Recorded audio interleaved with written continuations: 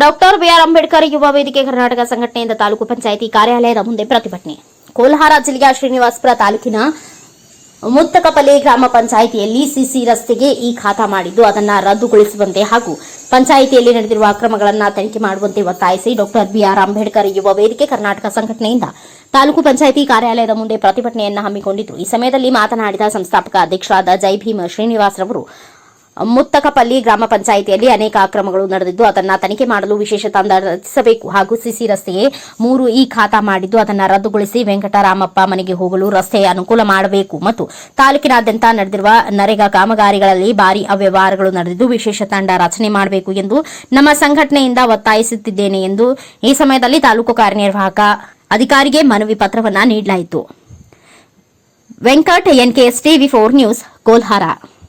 Doctor BR Ambedkar ಯುವ ವೇದಿಕೆ ಕರ್ನಾಟಕ ಸಂಘಟನೆಯಿಂದ ಕೋಲಾರ ಜಿಲ್ಲೆಯ ಶ್ರೀನಿವಾಸಪುರ ತಾಲೂಕಿನ ತಾಲೂಕು ಪಂಚಾಯಿತಿ ಮುಂಭಾಗದಲ್ಲಿ ಹೋರಾಟ ಮಾಡುತ್ತಿರುವ ಉದ್ದೇಶ ಏನಂದರೆ, ಅತ್ಯಂತ ಪ್ರಮುಖವಾಗಿ ಮುತ್ತಕಪಲ್ಲಿ ಗ್ರಾಮ ಪಂಚಾಯಿತಿಯಲ್ಲಿ ನಡೆದಿರುವಂತಹ ಅಕ್ರಮಗಳಾಗಿರ್ಬೋದು, ಜೊತೆಗೆ ಏನು ಆ ಗ್ರಾಮದಲ್ಲಿ ಸಿಸಿ ರಸ್ತೆಗೆ ಈ ಸ್ವತ್ತು ಖಾತೆಯನ್ನು ಆ ಗ್ರಾಮ ಪಂಚಾಯಿತಿ ಅಧಿಕಾರಿಗಳು ಮಾಡಿಕೊಟ್ಟಿರ್ತಾರೆ.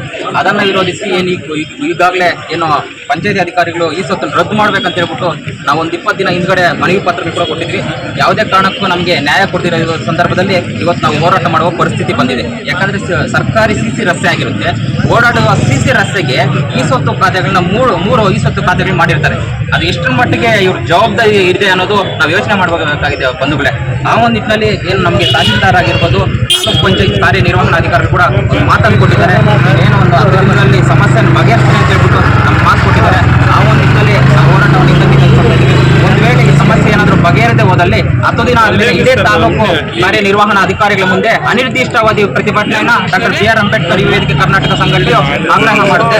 ಆ ಒಂದು ನಿಟ್ಟಿನಲ್ಲಿ ಏನು ಈ ಶ್ರೀನಿವಾಸಪುರ ತಾಲೂಕಿನಲ್ಲಿ ಹಲವಾರು ಗ್ರಾಮ ಪಂಚಾಯತಿಗಳ ಅಕ್ರಮಗಳು ನಡೀತೈತೆ.